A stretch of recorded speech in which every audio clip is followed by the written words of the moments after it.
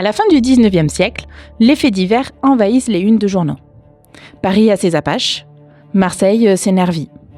Moins associé à une violence spectaculaire, Lyon s'impose pourtant comme un lieu clé de l'histoire du crime. C'est là que naît la police scientifique.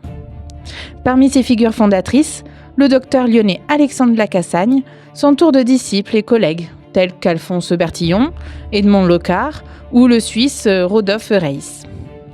Progressivement, la discipline se structure. Le modèle lyonnais devient une référence. Des empreintes digitales au portrait robot, ces innovations se perfectionnent au fil d'affaires singulières et de faits divers aujourd'hui oubliés.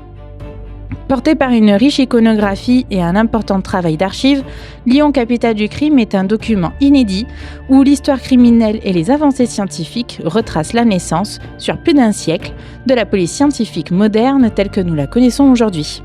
Donc voici le résumé du documentaire Lyon, capitale du crime, publié aux éditions La Manufacture des Livres.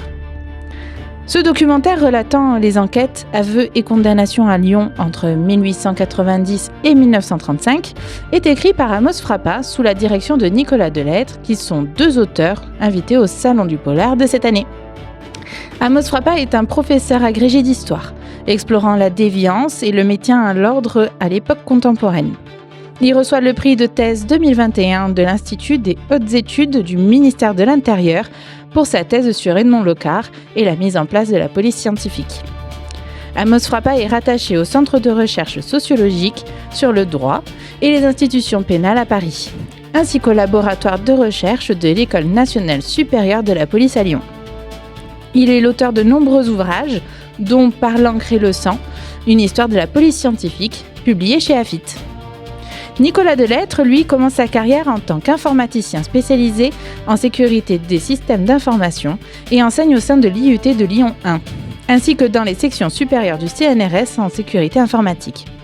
Passionné par les rites funéraires du Moyen-Âge et de l'Antiquité, il décide d'entrer en formation de thanatopraxie et rejoint en parallèle l'équipe du musée d'anatomie Testulatagé, où il s'occupe de l'événementiel et de la recherche sur les momies y étant conservées. Il est aujourd'hui spécialisé dans l'histoire de la préservation des corps et dans l'étude des momifications volontaires ou naturelles. Si vous souhaitez faire partie des enquêteurs qui vont les interroger, venez les 25 et 26 avril 2026 pour la nouvelle édition du Salon du Polar à la médiathèque de Sionzier. Frisson garanti.